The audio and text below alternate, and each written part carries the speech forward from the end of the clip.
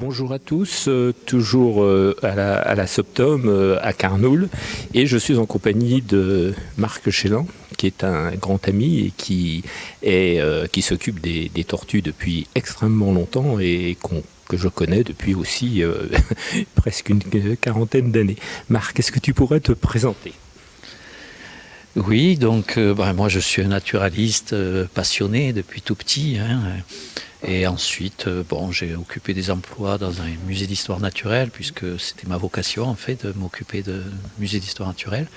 Et puis un peu plus tard, je me suis retrouvé à la faculté des sciences à Montpellier, et donc sur un poste d'enseignant-chercheur à l'école pratique des hautes études. Voilà. Et l'essentiel de mes travaux porte sur les reptiles méditerranéens et sur la tortue d'Hermann, puisque c'était mon sujet de thèse en 1981.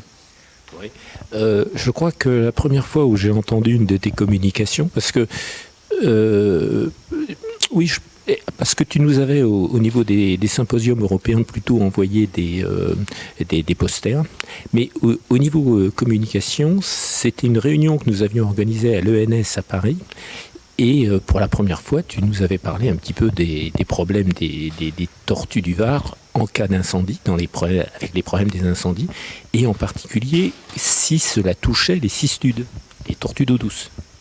Oui, alors c'est vrai que ça fait une bonne quarantaine d'années que je m'intéresse aux incendies, puisqu'en fait, quand je faisais ma thèse en 79 dans la Plaine des Morts, enfin 78, fin des années 70, il y a eu le grand incendie de 79 dans la Plaine des Morts, et qui entre autres a brûlé le site d'études sur lequel je suivais les tortues d'Hermann.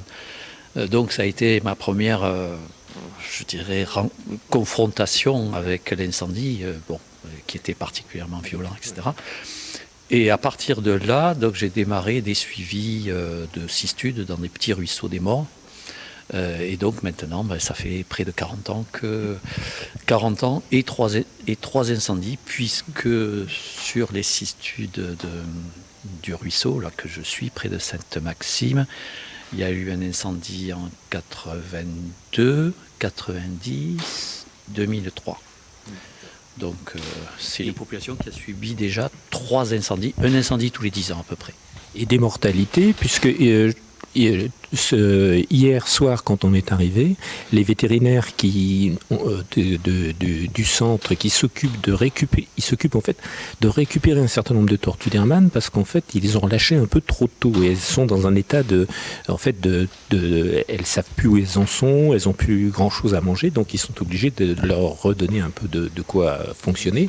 Et donc ils m'ont dit qu'ils avaient aussi des mortalités chez les cistudes, mais qu'on ne leur avait pas ramené les bestioles. Bon, enfin, des mortalités. Qu'est-ce que tu en penses ? Alors, dans le ruisseau là, que je suis, les 2 incendies pour lesquels on a bien pu étudier ça, le premier incendie, il y avait eu 60% de mortalité, et le deuxième incendie, moins 40%. Alors, c'est lié à la période de l'incendie, c'est lié aussi à la violence de l'incendie, au combustible, enfin à toutes sortes de choses. Mais enfin, en tout cas, oui, c'est aux alentours de 50%. Il y a quand même un individu sur 2 qui grille. Ouais. Alors, je sais aussi que tu nous avais surpris par tout un travail que tu as fait sur l'histoire des cistudes en Provence, et également dans le Languedoc, puisque manifestement il y avait une consommation de ces animaux qui était quand même assez considérable dans l'histoire de notre pays. Oui, alors en Provence, c'est vieux, puisque j'avais étudié la grotte de Fontbrégois dans le Var, pour lequel on avait montré que les cistudes étaient consommées par les hommes préhistoriques sur une séquence de plusieurs millénaires. Et on avait montré qu'au fil du temps, les cistudes étaient de plus en plus petites, et que, disons, à la fin du Chalcolithique, aux alentours de 2000 avant Jésus-Christ, etc., on n'a plus trouvé de cistudes dans les couches. Donc, ce qui veut dire que très probablement, ils ont éliminé au moins la population qui devait être la plus proche, etc.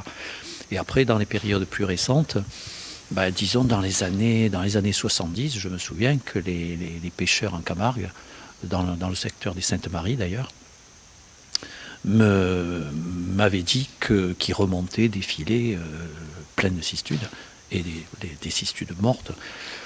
Et donc, il posait des filets pour les anguilles, essentiellement des filets qui barraient complètement les canaux, les roubils en Camargue. Et j'ai eu le témoignage d'un pêcheur, là c'est en Camargue gardoise, donc côté gare, côté Languedoc, qui m'a dit que dans une propriété, par exemple, où il avait eu un droit de pêche, il avait posé des filets, donc il sortait des cistudes mortes pendant des années, et puis au bout d'un certain nombre d'années, il n'y en avait plus.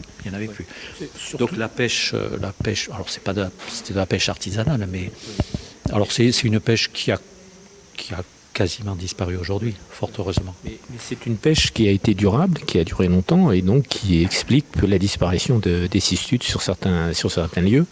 De toute façon, la présence des cistudes et des anguilles, c'est quelque chose de vrai, puisque moi cet été encore, dans mon piège à cistudes, j'ai récupéré 3 anguilles à un moment donné, les unes après les autres, quoi. Donc c'est quand même assez, voilà.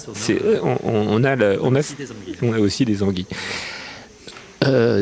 Dernière chose, je pense qui est importante aussi, c'est ton travail d'enseignant-chercheur, c'est-à-dire le fait que tu as enseigné et que tu enseignes toujours, d'après ce que tu m'avais dit tout à l'heure, et que tu as formé quand même des dizaines de jeunes à la gestion des parcs naturels régionaux. Tu les as formés justement à ce travail vis-à-vis des reptiles et en particulier des cistudes, puisque ce sont dans les parcs régionaux en France qu'il y a pratiquement toutes les populations de cistudes.